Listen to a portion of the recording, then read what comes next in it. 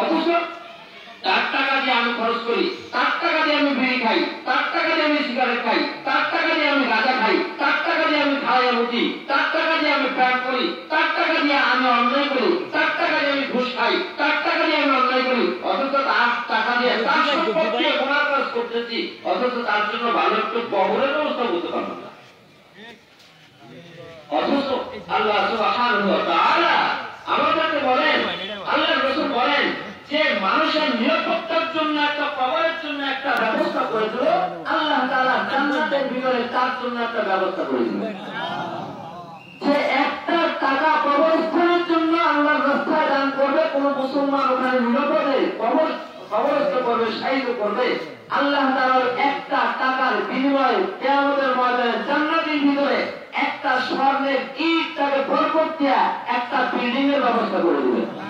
তো আমরা এই কবরস্থানের জন্য যে কাজগুলো করতেছি ভাই, আমরা তো মারা গেল। আমার নিজের জন্য আমি দেখেন আমার বাবার জন্য বছরে একবার যদি বাড়ি দিই, একবার জিয়ারত করি, কিন্তু যদি প্রতিদিন বাড়ি থাকতাম, প্রতিদিন আমার দায়িত্ব ছিল। আপনার দায়িত্ব প্রতিদিন আপনি নামাজ পড়ে যদি দোয়া করেন, ওইটাই কার্যকর ক্ষমতা।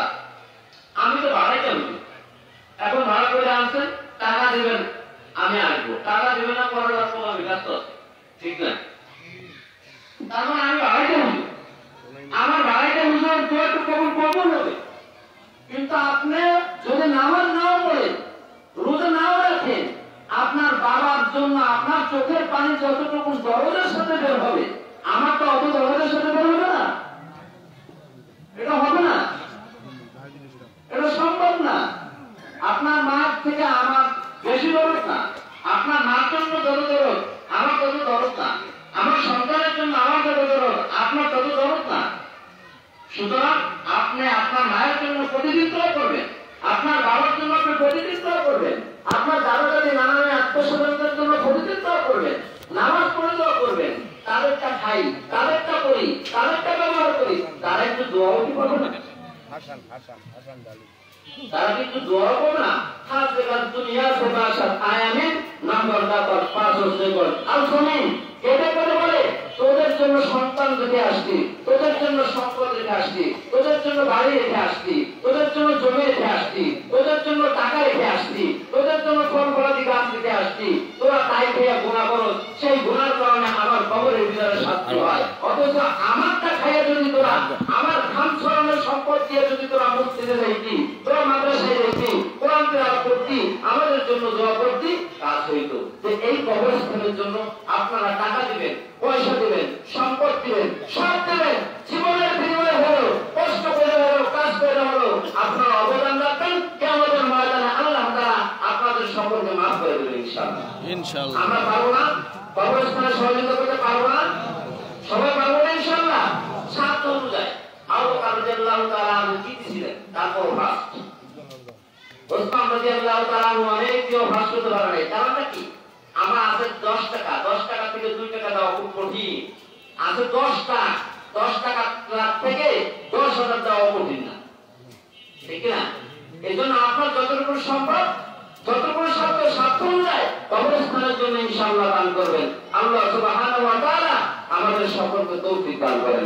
ওয়া আখিরু দাওয়ানা আলহামদুলিল্লাহি রাব্বিল আলামিন।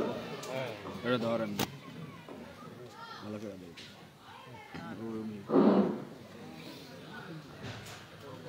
আমাদের আযানের বাকি আছে মাত্র 10 মিনিট, 10 মিনিট পরে আমরা নামাজ পড়ব। তো এখন আপনাদের সামনে নসিহত পেশ করবে অত্র অঞ্চলের মাওলানা মোহাম্মদ সিরাজুল ইসলাম।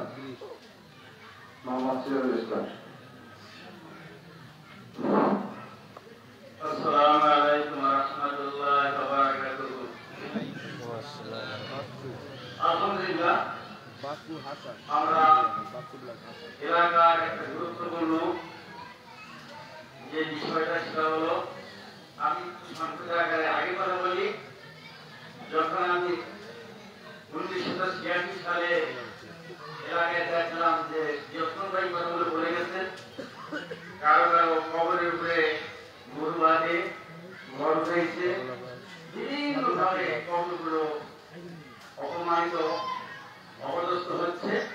এই 86 সাল থেকে আমরা এই যে সিদ্দিনাবাদ বাজারে অপর্যাপ্ত নামাজ পড়ি, তখন থেকে আমরা একটা চিন্তা করলাম যে একটা কবরস্থান আমাদের এলাকায় দরকার। 86 সাল থেকে আমরা প্রত্যেক বছর 2 ঈদের সময় আমরা এই কবরস্থান চালিয়ে যাচ্ছি। তো আলহামদুলিল্লাহ আমাদের সবাই আল্লাহ আমাদের এই বছর সেই বিষয়টা কবুল করেছে। এই জন্য আমরা সমস্ত আল্লাহ শুকর আদায় করি, আলহামদুলিল্লাহ। আলহামদুলিল্লাহ। আমার কবরস্থান এমন একটা জায়গা যে আমি আপনাদের সামনে দুটো কথা বলি, সেটা হলো হযরত ওসমান যুন নুরাইন আবু তাহের আল্লাহ রাসূলের দুটি মেয়ের সঙ্গে বিয়ে করেছিল। তো আল্লাহ নবী যখন আল্লাহর পক্ষ থেকে এই কোরআন নাযিল হওয়া শুরু করলো, এরপরে তার দুটি মেয়েকে তালাক দিয়েছে। দুটি মেয়েকে হযরত ওসমান রাদিয়াল্লাহু তাআলা আনহু বিয়ে করেছে, সেজন্য তাকে বলা হয় যুন নুরাইন, দুই নূরের অধিকারী। জোরে বলেন সুবহানাল্লাহ। সুবহানাল্লাহ। দুই নূরের অধিকারী এই হযরত ওসমান 10 জন সাহাবীর ভিতরে একজন, তিনি দুনিয়ার ভিতরে আল্লাহকে জান্নাতের সুসংবাদ দিয়ে গেছেন।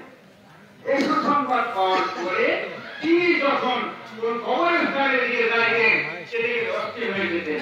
তার কাছে জিজ্ঞেস করতো যে আল্লাহ রাসূলের জামাতা, এই খলিফাতুল মুসলিমিন, আপনার রসুল আমরা কেন দেখতে পাচ্ছি? আপনি তো দুনিয়া থেকে জান্নাতের সুসংবাদ দিয়েছেন, আপনি কেন জানেন?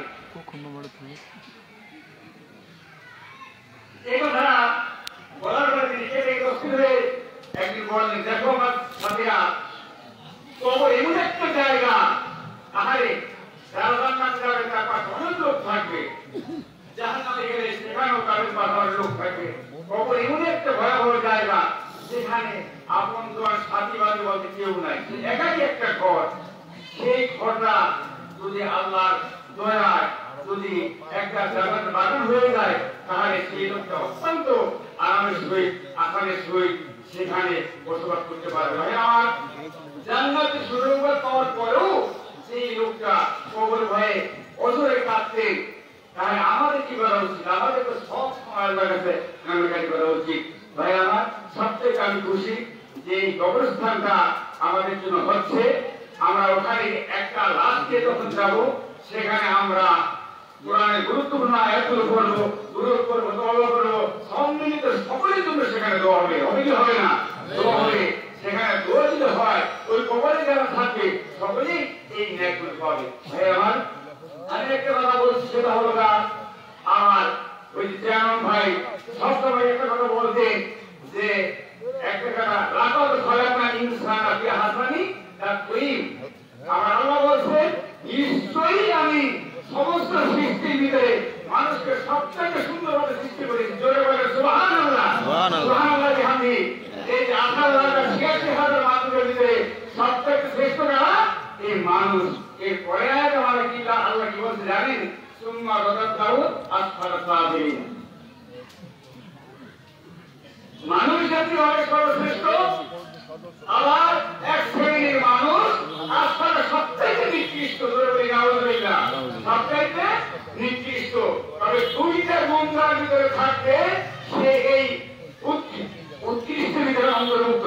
এক নম্বর আমরা আল্লাহ বলেছেন, ইল্লাল্লাযিনা আমানু ওয়া আমিলুস সালিহাত, যারা ঈমান আনবে এবং ভালো কাজগুলো করবে, যারা ঈমান আনবে এবং ভালো কাজগুলো করবে, এই দুইটা গুণ যে ব্যক্তির ভিতরে থাকবে, আমরা আল্লাহ পাক বলে দিলেন ওই ব্যক্তি হলো সর্বশ্রেষ্ঠ ব্যক্তি। ভাই আমার, সূরা রামের ভিতরে আমার আল্লাহ পাক চমৎকার ভাবে বলছেন যে ইন্নাল্লাযিনা কাফারু মিন আহলিল কিতাবি ওয়াল মুশরিকিনা ফি নারি জাহান্নামা খালিদিনা ফিহা উলাইকা শাররুল বারিয়া। আমার আল্লাহ চমৎকার ভাবে বলছেন, নিশ্চয় কাফের মুশরিক বেঈমানরা যারা এত নিয়ামত দিয়া যে আল্লাহ আপনাকে আমাকে লালন পালন করছে, আমার আল্লাহ বলছেন ওয়াইন তাউতু নিমাতাল্লাহি তাকুসুহা, তোমাকে যদি কিয়ামত পর্যন্ত হায়াত দিলাম, আর যদি তুমি আমার নিয়ামত বান্দা কোনদিন আমার নিয়ামত করে শেষ করতে পারবে না। আমার কত নিয়ামত দিয়া আমার আল্লাহ আপনাকে বানাইছে। এখন এই নিয়ামত পাওয়ার পরে যদি আমরা আল্লাহ শুকর আদায় না করি, তাহলে বুঝতে হবে আমরা নিকৃষ্ট। ভাই আমার, সেখানে আল্লাহ বলছেন যারা কাফের মুশরিক বেঈমান, তারা আমরা 86,000 মানুষের বিরুদ্ধে সবচেয়ে জিনিসটা ইন্নাল্লাযিনা আমানু ওয়া আমিলুস সালিহাতি উলাইকা খায়রুল বারিয়া। আমরা বলছি নিশ্চয়ই যারা ঈমান আনবে, ভালো কাজগুলো করবে, এই লোকগুলো আসমান জমিনের ভিতরে সর্বশ্রেষ্ঠ